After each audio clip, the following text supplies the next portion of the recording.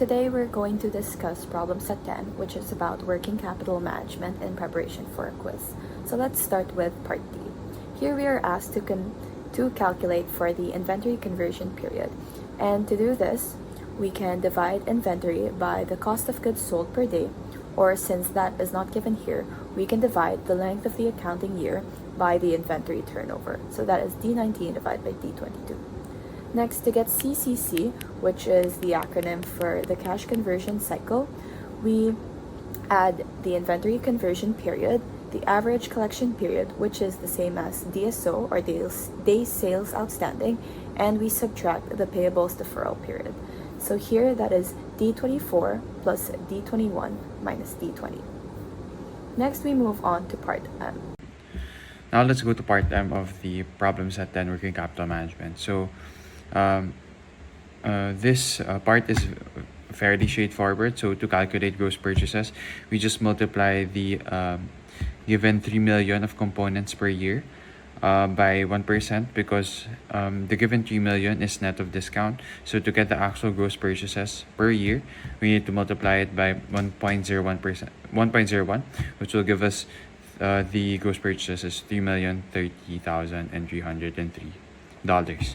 Now to get the net daily purchases that we will use to get that we will need to use for the calculations for the next parts, you will divide 3 million, the annual purchases net discount, divided by the length of the accounting year, which is 365. So basically, we want to get the true price of the components per day, and we will use this to get the average accounts payable that we would parang need to finance or we need to use for our working capital when we do take the discount and not take the discount. So the net daily purchases is 8,219.18, and this was retrieved by dividing 3 million by 365. Now let's go to the first part, which is taking discount. So this is the free trade credit. This is the amount of credit that the firm retrieves during the discount period or when the firm uses to avail of that discount. So in here, we got this by multiplying the net daily purchase by the number of days that days within the discount period, and that will give us the average accounts payable or the amount of working capital that we need to finance during the discount period. Now let's go to the without taking discounts. This is the costly trade credit. Now this is the excess amount of trade credit that we incurred, and this basically represents the cost of the lost discount. Basically, this is the amount that we incurred because we chose not to avail of the discount. So to get this, we simply multiply the net daily purchases times the total number of days available or the credit period, which is 40, and we get the average accounts payable, which is 328,767.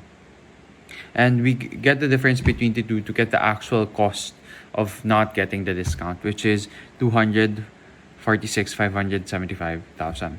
So note, we just subtract 82,192 from 328,767,000 to get the costly trade credit. Now for the cost of trade credit, this is the percentage cost. So there's a formula already given. So that's discount, which is 1 over 100 minus 1 times 365 over the total number of days na pwede you can pay, which is 40 minus the discount period, which is 10, and you get 12.29% from that. And to get the effective cost of trade credit, we basically just use the formulas that we have been taught before to get the effective annual rate, which is 1 plus a nominal rate over the number of periods, all raised to the total number of periods minus 1. So we get 13.01%, and in this formula, our number of periods is the second portion of the formula that we can see there. So 365 days over 30 is the n of the effective annual interest rate formula. So that's pretty much it for part M. The topics here that were discussed were mostly mostly delved into the concept of trade credit. So for part N, first, the simple interest effective rate is the same as the nominal interest rate, which is 8%. Because since there's no compounding effect, the nominal interest rate directly reflects the rate at which interest accrues on the principal amount over the specified period. So it's the simple interest effective rate is equal to the nominal interest rate, which is 8%.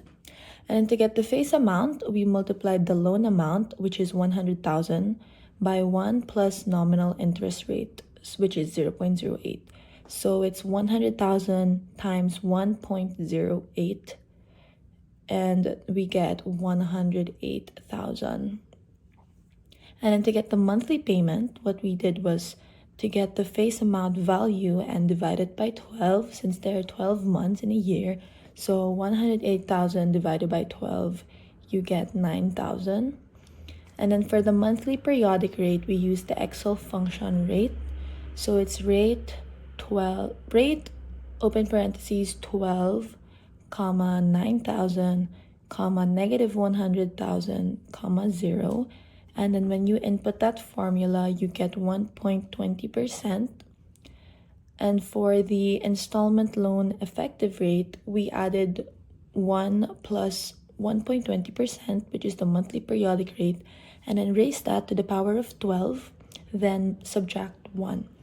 And then we got 15.45%. So the formula for that is 1 plus 1.20% to the power of 12 minus 1 equals 15.45%.